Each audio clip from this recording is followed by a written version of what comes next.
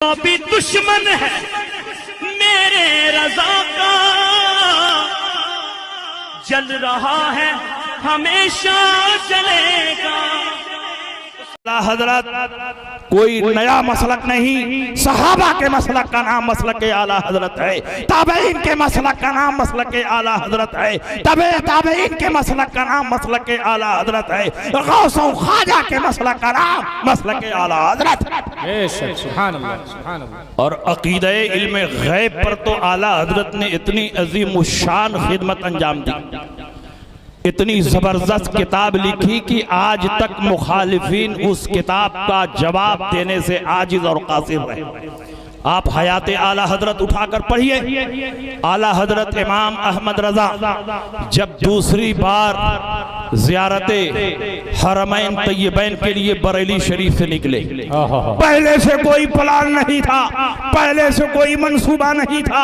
आपके बड़े बेटे हुज्जतुल इस्लाम अल्लामा हामिद रजा हज के लिए जा रहे थे और जब वो हज के लिए निकल गए और आला हजरत रेलवे स्टेशन पहुंचाकर घर आए, बेचैनी बढ़ने लगी, बातनी कशिश में इजाफा होने लगा। आला हजरत इमाम अहमद रजा माहिए बेआब की तरफ तड़पने लगे, मदीने की तरफ जाने की हलचल आपके दिल में पैदा हुई, लेकिन माँ से इजाजत लिए बगैर नफली हज करना जायज नहीं है। इसलिए आला हजरत इमाम अहमद रजा के सामने सबसे बड़ी बात यह थी कि माँ से इजाजत कैसे ली जाए, और माँ है कि बेटे अहमद रजा को एक मिनट के लिए छोड़ने के लिए तैयार नहीं है। माँ चारपाई पर सो रही हैं, चादर ओढ़े हुए हैं। आला हजरत इमाम अहमद रजा का अदब देखो, माँ के कमरे में दाखिल हुए और आपके कदमों में अपना होंठ रखकर आंख रखकर मलने लगे। माँ ने कहा बेटे अहमद रजा क्या बात है? आपने फरमाया अम्मी जान मुझे मक्का मुकर्रमा जाने की इजाजत अता फरमा दें। माँ ने कहा ठीक है जाओ, फी अमानिल्लाह। माँ ने इजाजत दे दी। आला हजरत इमाम अहमद रजा निकले। जब रास्ते में पहुंचे और माँ की बेचैनी बढ़ी तो माँ ने कहा बुलाओ अहमद रजा को, बुलाओ मेरे बेटे को। लेकिन आला हजरत लिखते हैं अब क्या होता, अब तो मैं जा चुका था।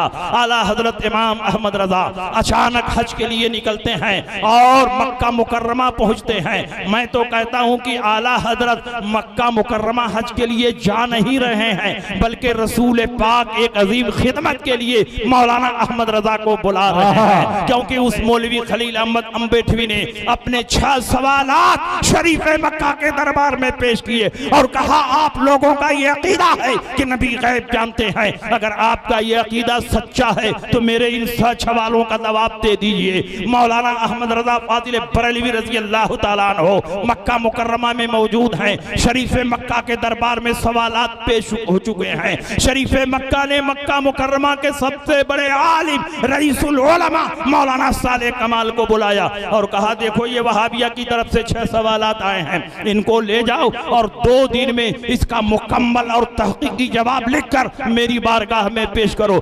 आला हजरत इमाम अहमद रजा को शुदा ये बात पहुंची कि वहाबियों की तरफ से नबी के इल्म गैब को चैलेंज करते हुए 6 सवालात किए गए हैं। शरीफ मक्का को उसका जवाब मतलूब है। वो इमाम अहमद रजा जो बरेली में बैठकर नामूस रिसालत की हिफाजत करता रहा, मक्के में मौजूद हो और नबी के नामूस पर हमला हो, वो कैसे गवारा कर सकता है? आला हजरत बेचैन हो गए। आला हजरत का कलम तड़पने लगा। आला हजरत भागते हुए मौलाना साले कमाल के घर गए। उनके घर उलमा की महफिल जमी हुई थी। अरे उलमाए मक्का ने खड़े होकर आला हजरत का इस्तकबाल किया और जब आला हजरत पहुंचे तो रईसुल उलमा मौलाना साले कमाल ने कहा हुजूर जब आप आ ही गए हैं तो कुछ देर बयान फरमा दें ताकि ये मीलाद इख्तिताम को पहुंचे। आला हजरत इमाम अहमद रजा खड़े हुए और अरबी जबान में किताब और सुन्नत की रोशनी में 2 घंटा मुसलसल इल्मे गैब मुस्तफा पर तकरीर फरमाते रहे और मक्का मुकर्रमा के